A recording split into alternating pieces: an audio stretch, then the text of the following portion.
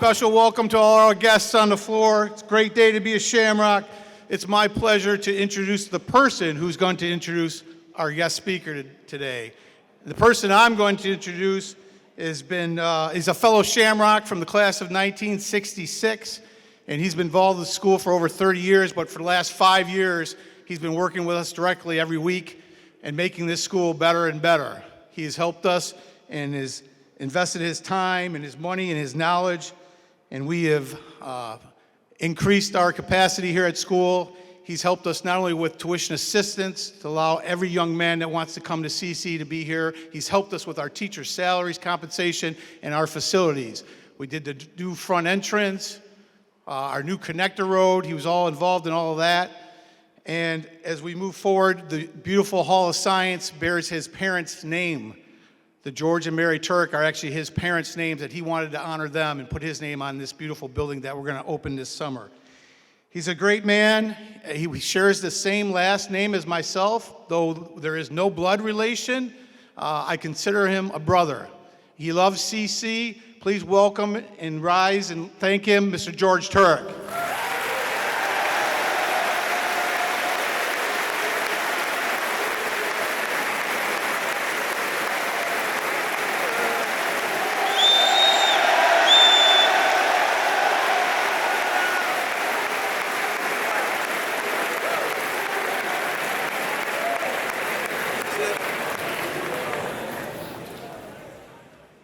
So why are we here today? Are we here to be in the presence of one of the greatest coaches in the history of football? You bet we are. CC and Coach have both produced outstanding citizens and leaders throughout the decades by providing a stellar example to students and athletes. They teach goodness, discipline, and knowledge. And that is what CC is committed to continue to do during the next 100 years. God bless you all. God bless Coach Saban, and God bless America.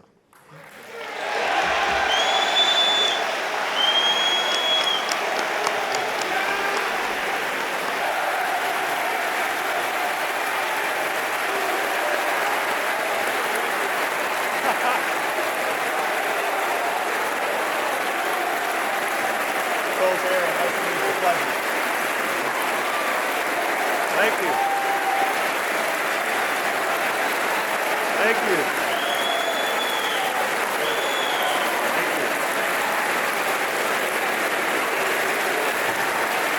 Thank you.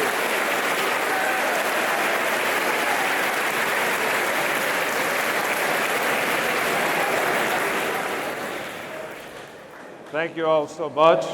I appreciate the warm welcome. But I'd also like you to know that the welcomes were not always so warm. After winning the national championship at LSU and coaching the Miami Dolphins for 2 years, the first year I was at Alabama, we lost to ULM. Y'all may not even know what that stands for. University of Louisiana Monroe, which is a Division I AA school. So it was our first year there. We didn't have a very good team. We didn't have very good discipline on our team.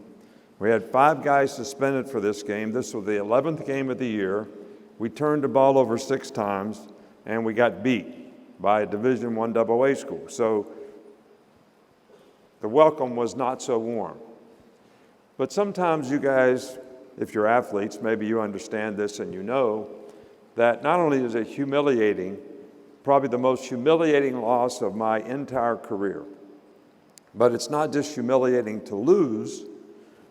Once you finish the game, you got to go in and speak to the team and try to say, how are we going to bring this together so we can improve in the future? When you get done with that, you got to go to the press conference and you got to explain to the press so that the people out there hear your message of how you're going to make it better in the future. And then you got to go to the recruiting room and talk to the recruits about, look guys, it's not really going to be like this. If you come here, we'll be better than this. Well, after going through all that humiliation, I get in my car to go home. I got no gas in my car.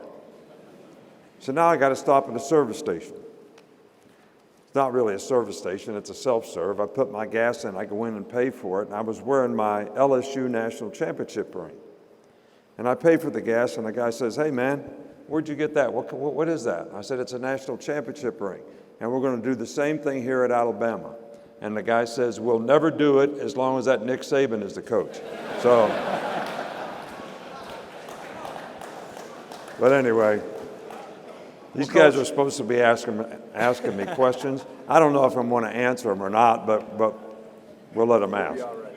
Well, don't worry, we got plenty of questions here for you at the home of the Shamrocks. First and foremost, we want to welcome you to a school that prides itself on excellence, much like you've instilled in every program and every place that you've gone that's taken you everywhere from Toledo, Annapolis, Louisiana to Alabama. And we're so honored to have one of the world's, not just the country, but the world's finest leaders, men of faith, mentors, and somebody who's poured into his young men throughout the course of your career. So on behalf of Detroit Catholic Central and the home of the Shamrocks, we want to give you another wise welcome. So thank you again, Thank Coach. you. I appreciate that. Thank you very much. Thank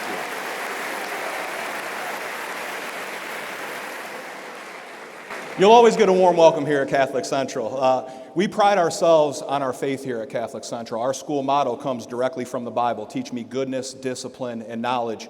Being a man of faith yourself, I think it's important for us to set the tone of this assembly and talk about how you've been able to instill your own faith-based beliefs into your programs, into your belief system, and into the culture in your program. So if you could, share with the Shamrock Nation a little bit about your faith-based journey. Yeah, well, I think first of all, it's always been our goal not to win a game. It's never been our goal. It's never been our goal to win a championship. We don't have any signs up in the building anywhere I've ever coached, and for 17 years at Alabama, that says win the SEC, win the national championship. We don't have any of those signs. All right, we have a sign that says, and a pyramid that says, be a champion. And there's some ladders in that if you can do these things, you will actually have a chance to win a championship, because you'll be a champion in life by making good choices and decisions and doing the right things. So that's what our program was based on. How can we create more value for your future by you being the best person you can be, doing the right things, making good choices and decisions that are going to help you be successful and accomplish the goals that you have in life? How are you going to do the best that you can as a student so that you have a chance to develop a career off the field and prepare yourself for the day you can't play football? And what are you willing to invest in being the best player you can be so maybe you have a future as a football player? So we never ever talked about winning.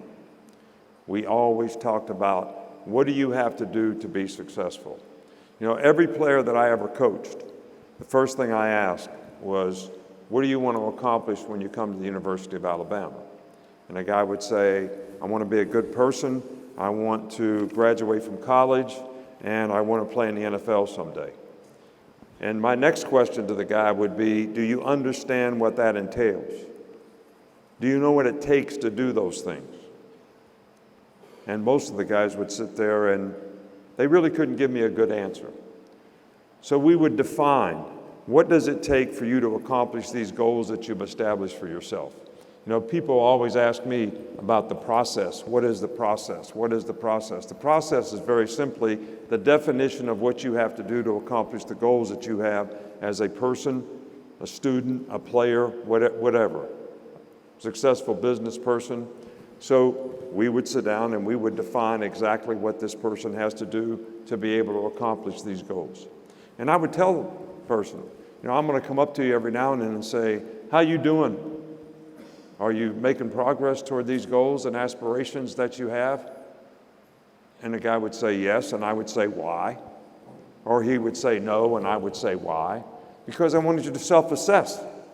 I want you to be able to feel like, what am I doing? Am I doing the right things? Am I making the right choices and decisions? So that you can self-assess. You don't have somebody else looking over your shoulder saying, if you did this or if you did that, you could do it better.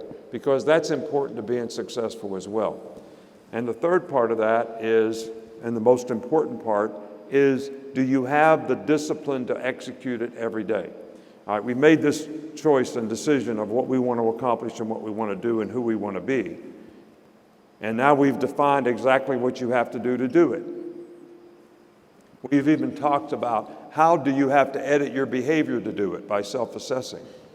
But now do you have the discipline to execute it every day? If you can't understand this concept, all you have to do is think about, I want to lose 10 pounds, which is my goal. Slim Fast gives me exactly what I have to do every day to do it. Where do I fail on this diet? Don't have the discipline to execute every day. 3 days into the diet, I'm eating pie and ice cream again. So what is discipline? I know that's one of the 3 words that you talked about as your motto as a school. But can you define discipline for me? I mean, there's a lot of signs that say discipline is do what you're supposed to do, when you're supposed to do it, the way it's supposed to get done, do the right thing, the right way, the right time, all the time. And those are great definitions of discipline. But we're talking about self-discipline here.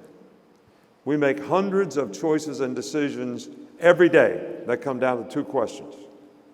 Here's something I know I'm supposed to do that I really don't want to do. Can you make yourself do it? Over here, there's something you know you're not supposed to do, but you want to do it. Can you keep yourself from it? So if you can make these choices and decisions correctly every day, and they start when the clock goes off in the morning. I don't feel like getting up. I don't feel like going to school today. I don't feel like practicing. I don't feel like working out. I don't feel like going to church. I don't feel like serving Mass. I went through all these things growing up. Went through them all. But you have to be able to make those choices and decisions the right way, to have the discipline to be able to make those choices and decisions. Got to put your choices ahead of your feelings. Because if you do what you feel like doing, you're not going to get up. You're not going to study. You're not going to go to church. You're not going to do all the things that you need to do to accomplish the goals that you have. So, this little bridge that you have to cross between doing what you feel like doing and choosing to do the things you need to do to accomplish the goals that you have. That's very, very important. I think the most important thing to being successful. So it's a mindset and it's a culture. But if you want to be a good person, you want to graduate from school, you want to develop a career off the field, you want to be the best player you can be, all those things, you want to be successful in business, I don't care what it is, it's going to come down to establishing that kind of mindset and culture for yourself. You know, when I was a player in high school, we had one rule in basketball. You can't talk to the official. You can't say anything to the official. So we're playing a crosstown rivalry.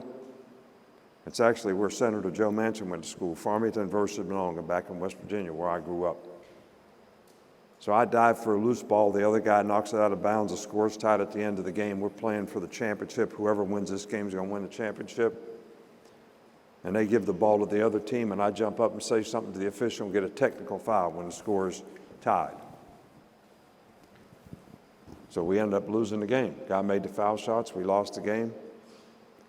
So the next day, when we come to practice, coach would say, get on the line that's right there at center court. Everybody'd line up. He'd say what he had to say, and we'd go practice. I go to line up. He said, you're out. So I left the court. Next day I came, got on the line, says, you're out. Next day I came, he said, you're out, but I want to meet you in the locker room. And he has this thing up on the wall. It says, undisciplined players do dumb things. Disciplined players never do dumb things. Which are you? So I had to answer that question before I could get back on the team. But anyway, hopefully you don't have to go through those kind of lessons in life to be able to understand the importance of making good choices and decisions and have discipline in terms of what you do and how you do it and why it's important to do it that way. Did I answer your question, by the way? Absolutely. Oh, I did? Absolutely. Yeah. That's unusual.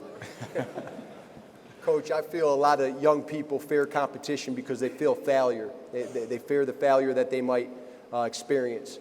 What are some of the biggest failures and adversity you faced in your life, and what do you teach your student athletes or your organization about facing adversity?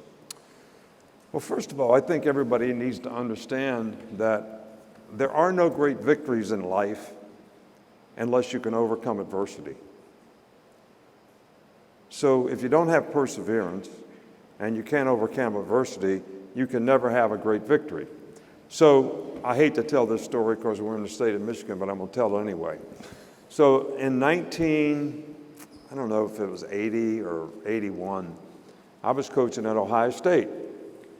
And we had lost 2 games at Ohio State, so there was a lot of negativism on our team. And Michigan, Coach Schembechler was still the coach here, then, was undefeated and #1 in the country. And the Ohio State-Michigan rivalry, and we're coming here to play this game. I think it was 1980. And we're like 17-point underdogs. All right, and the negativism on our team, everybody's finger-pointing, coaches are finger-pointing, nobody thinks we can win the game because we lost 2 games, we had a young team. We're 17-point underdogs. It's supposed to be cold and snowing. They're #1 in the country. They got Butch Woolfolk, Anthony Carter. They got a great team, and they're undefeated. So we have this thing called a senior tackle. And Woody Hayes wasn't the coach. Earl Bruce was. And Woody had never come back and talked to the team for the 3 years since he got fired. So we have the senior tackle, which everybody tackles a guy for the last time, the dummy in the stadium. And at Ohio State in the Horseshoe, and Woody comes to speak to the team. And we're going to take Woody on this trip, and it's the first time he's been involved, with the team. And the negativism on our team, we had a horrible week of practice. I don't think the coaches thought we could win. I don't think the players thought we could win. It was a terrible negative attitude. And Woody stands up and says, there can be no great victories in life without tremendous adversity.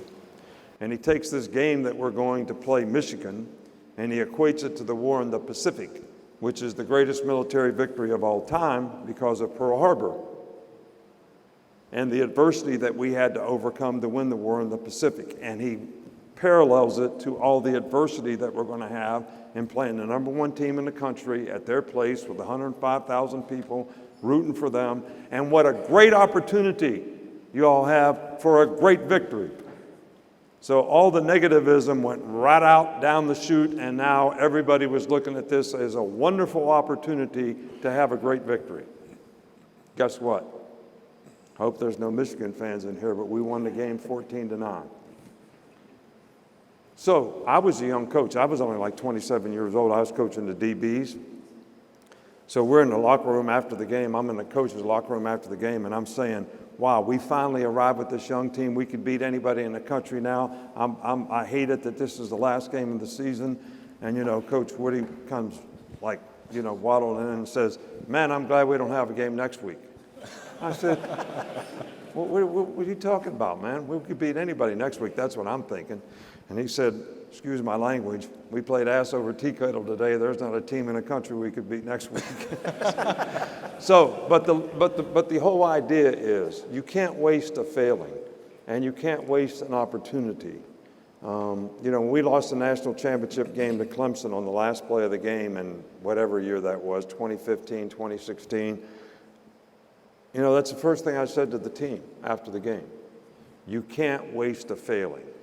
What can we learn from the experience that we just had? Did I not prepare well enough? Did we make too many mental errors? How could I have done it better? And that's the way you always should self-assess when you have a failing. But it's so much better to learn from a human nature standpoint when you have failings and things don't go well for you.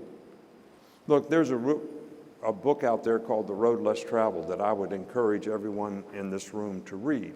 And actually, a priest gave it to me when I was coaching at Michigan State. And he said, this is a spiritual development, positive attitude book. And I said, great. I'm going to go home and read it. First line in the book says, life is difficult. And I'm thinking to myself, this priest is maybe a little crazy, telling me this is a positive attitude, personal development book, and the first line in the book says life is difficult, which is kind of a negative statement. But when you read the book, if you have the expectation that everything is going to go perfectly all the time, and you're always going to be happy, and people are going to be accommodating to you. You're never going to be disappointed. You're always going to be unhappy. You're always going to be disappointed. You're always going to have a negative attitude, because it doesn't go that way in life. If you have the expectation that you're going to have failings, all right, that things are going to be difficult, that everybody's not always going to be pleasing to you, then you're not going to be so upset about these things when they happen, which they're destined to happen to you probably every day. Just imagine my position for the last 50 years, or the last 25 being a head coach. Got 125 guys on the team, 18 to 22 years old, kind of like you guys, and I'm responsible for what they do. And their parents aren't around, and they're running crazy on a college campus. If I went to work every day thinking nothing bad was going to happen, you think I'd be sitting here now? But I was always more prepared to take that situation and circumstance, whatever it was, and be able to deal with it in a positive way and not an emotional way, and have a negative attitude about how I could teach and how that person could grow from whatever mistake that they made. It's always better that way. Look, the more difficult thing to do is, how do you deal with success? I mean, it's a great program here. You guys have great tradition. You've won a lot of games. You won a lot of championships, whether they're state championships, regional championships, conference championships, or whatever. So this is the more difficult thing to do, because when you have success and all these banners are hanging up here, people get complacent. And complacency creates a blatant disregard for doing what's right. So therefore, you don't pay attention to detail. You don't practice as hard. You don't listen to the coach as well. You don't do things, and now you start to create bad habits, and those bad habits start showing up on the field, and all of a sudden, you don't have success. Look, twice at Alabama, we won 19 games in a row. And in the 20th game, we lost to a team that should never have beaten us. And it was all because of complacency. We didn't practice well, we didn't prepare right, and it happened over time because we quit respecting what it takes to win.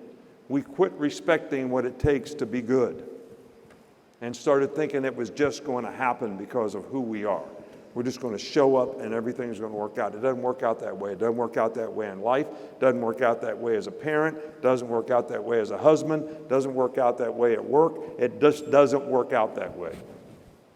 So even if you're having success, success is not a continuum. Success is momentary. So you have to be mature enough to understand, if I don't keep doing the things that I've done to be successful, somebody is going to try to pass me up. And when you have success on a consistent basis, like we could say we climbed the mountain at Alabama. Well, we did it 6 times. We became the mountain. So everybody wanted to beat us. Everybody circled that game on the schedule. So it takes a different kind of dude, man. There is nothing to prove here. It's just challenge. Challenge yourself to be the best you can be. Because the other guy's trying to beat you. The other guy's trying to be better than you. But you know, there's an old Martin Luther King sermon. And he says, there's only one guy in the green stamp store in Montgomery, Alabama that I'll let shine my shoes. Because the pride that guy has in shining shoes. And the smile he gets on his face when you tell him he did a good job. And the sermon goes on to say, if you're going to be a street sweeper, be the best street sweeper there ever was. Sweep the streets like Michelangelo painted the Sistine Chapel, like Shakespeare wrote literature. Let him put a sign up that says the best street sweeper in the world lives right here. And if you do that, you accomplish the best there is in life. Because you know you did your best to be the best you could be, no matter what you choose to do. So I would encourage you to remember that. And that will make you happy. Because that's what makes you happy, is knowing that you did the best that you could do at whatever you choose to do. So I don't know if I answered that question or not either. Really well, Coach.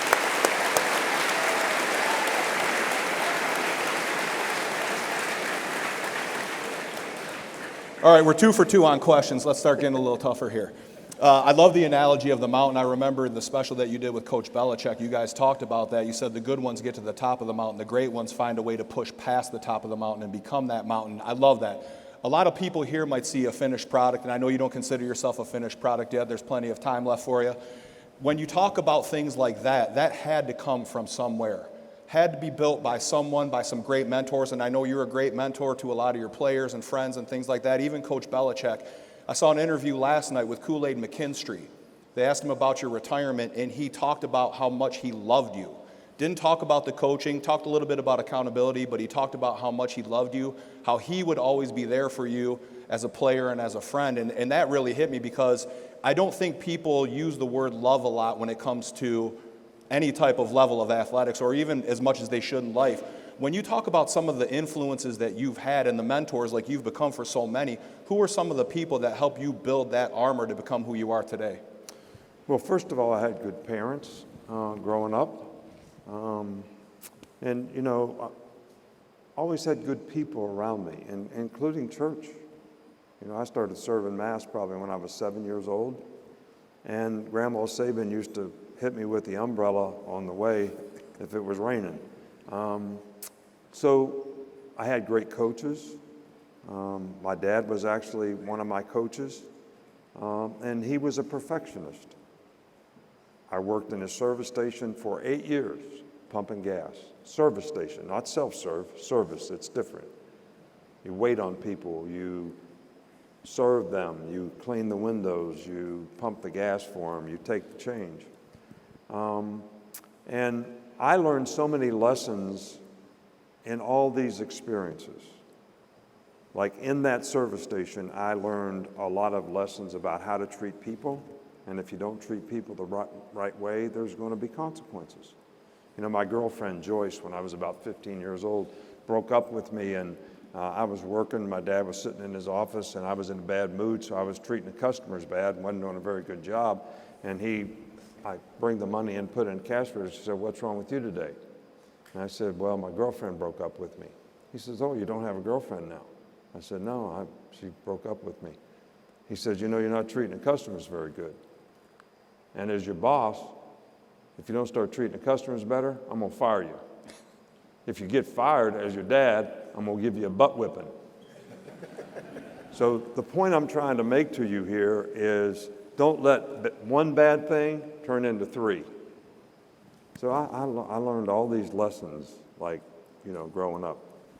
I had a great high school coach who influenced me. Don James was my college coach, who was one of the best. Philosophically, I still believe the same way today as I did when I played, because that's what he taught us. Be the best person you can be the best student you can be, create the most value for your future, make good choices and decisions, do the right thing. So I still believe that, and that's what we always built, you know, our team on. We wanted to create more value for the player so that he wanted to come there, and that's why we got good players for a long time. So then in coaching, you know, you remember Bill Belichick. You know, I learned something from everyone that I coached for, something that I wanted to do and take with me, and something that I would never do if I ever became a coach. Like I worked for Jerry Glanville. We left tickets for dead people when we wouldn't go play places. Like we left tickets in Seattle for D.B. Cooper. You guys don't even know who D.B. Cooper is. He jumped out of an airplane in 1985 with $250,000 that he robbed from a bank. They never found him or the money. So we go play the Seattle Seahawks, leave 4 tickets for D.B. Cooper. There's 4 FBI agents that will call to see if anybody comes to pick them up. So I would never do that, is the point. All right, so I had good mentors, but I also learned some things along the way that I would never do. But Coach Belichick really taught the value of organization and defining the expectation for everybody in the organization and the culture that you expected in terms of everything that you did. Whatever your job was, whether it was evaluating players, this is the kind of player we want, these are the critical factors, this is what we're looking for. Whether it was how we were going to coach players on the field, whether it was a system on offense, defense, or special teams, So the organization was unbelievable, but I enjoyed working for him because you knew exactly what to expect. I never knew exactly what to expect in some other jobs that I had because it was never defined. Everything was clearly defined. So we tried to define everything that we did. So everyone, we learned something. But you also learn lessons. You talked about leadership. So when I was coaching at Michigan State, and I think this was 1998, I was always a transactional leader. If you guys want to talk about leadership for a second. Transactional leaders means that everything's based on the result. So if you get a good result, you pat people on the back, you give them a bonus, you do whatever you can do for them. But when things don't go so well, you also criticize people. And if you criticize without teaching, that kills morale.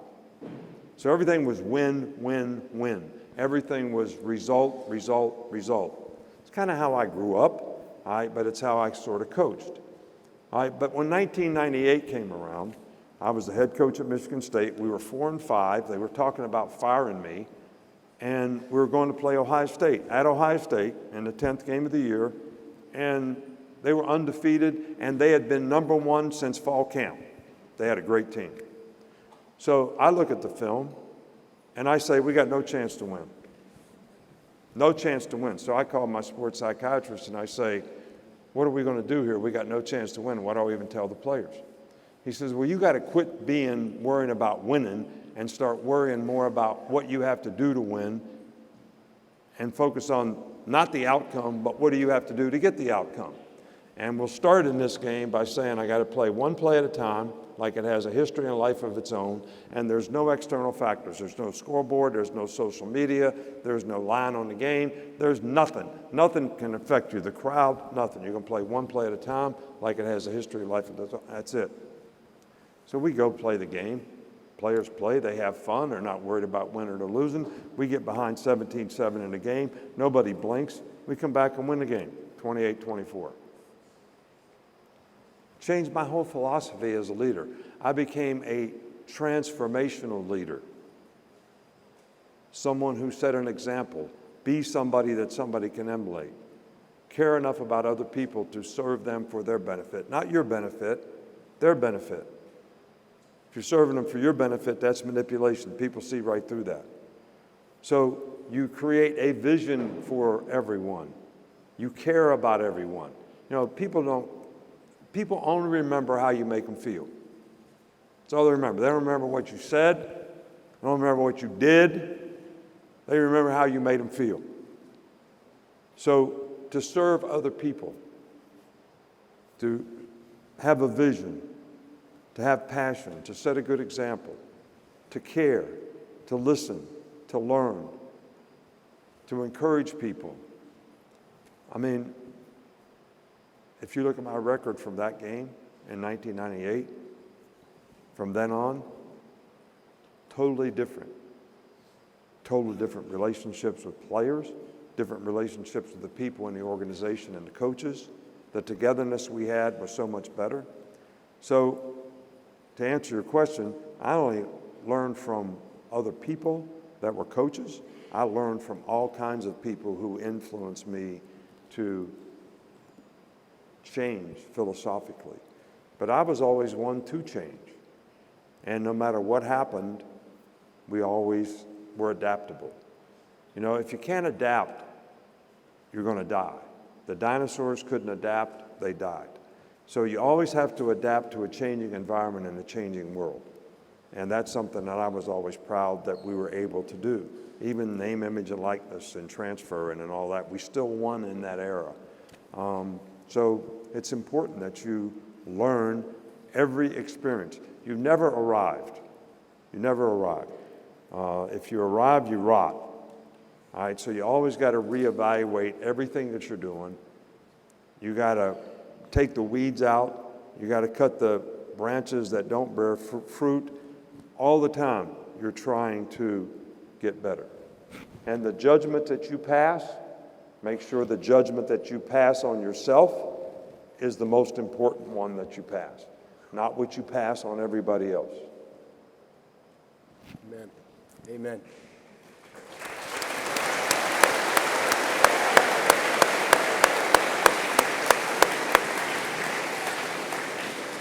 Coach, we're down to our last couple questions. I think you're going to hit 100% by the time we're done. One thing that we've done, we've moved from Detroit to Redford to Novi. People have questioned our toughness. A lot of the things that you're talking about, we're talking about discipline and habits and the process, and facing adversity deals with toughness. Tell us your approach on toughness and how you bred that in your programs for so long. Well, I think there's two kinds of toughness. I mean, there's physical toughness, which you can be a tough guy. But I think mental toughness is much more important. Mental toughness means you have an ability to sustain regardless of the circumstances that you're in. That you can control your emotions and not make emotional decisions. All right? That you can stay the course no matter what happens externally. You're not going to be affected because you have a mental discipline, which is really what mental toughness is, to be able to stay focused on the things that are going to help you be successful and not ever deviate from those things. So just like focusing in a game. Can you focus on the next play regardless of what happened on the last play?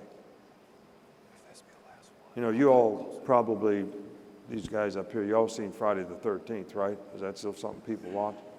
Freddy Krueger? Some of them. Why is he scary? Why is the guy scary? Can't kill him. Is that right? Can't kill him. You think he's dead, he comes, grabs you by the throat. What is that? Relentless. The guy's relentless. He's so relentless, he's scary. Scared to death of the guy, right? Because he's relentless.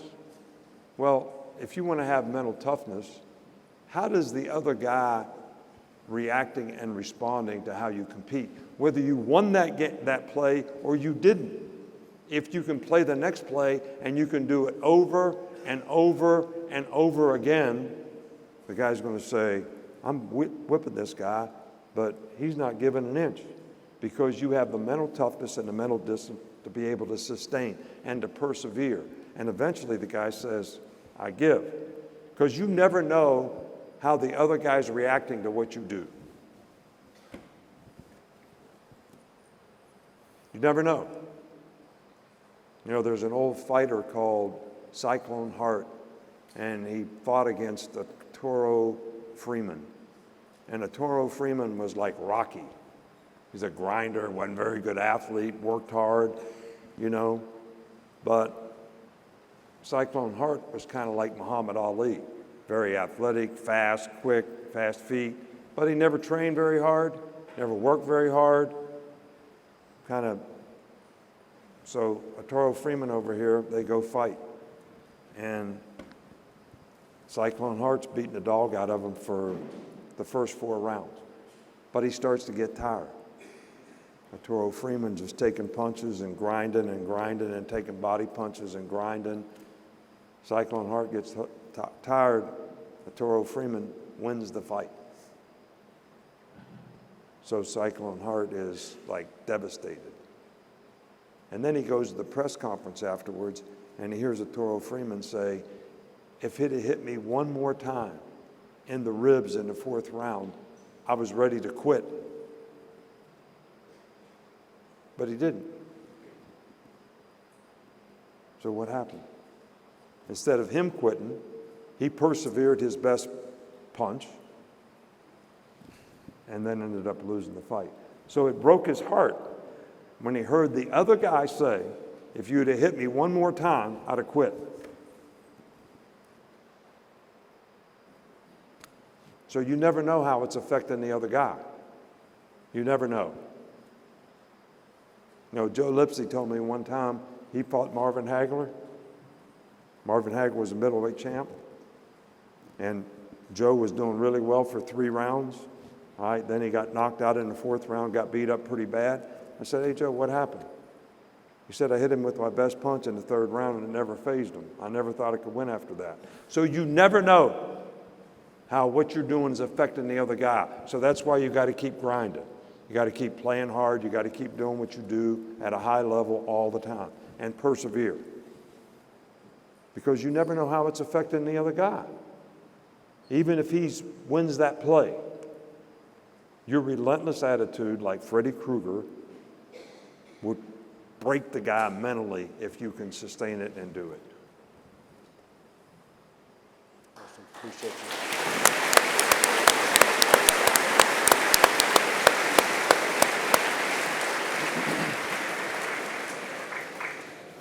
Thanks, Coach. Appreciate you. That's it? Coach Saban, on behalf of the students, faculty, and staff of Detroit Catholic Central, we'd like to thank you for taking the time to be here with us today. Please accept this small token of our appreciation. Well, thank you, guys. Thank you very much. Appreciate it. Thank you, man. Appreciate it. Coach, thank you. Well, I got one more thing for you, don't worry. You know, I want to say one more thing to this group of people here. All right, I'm a coach.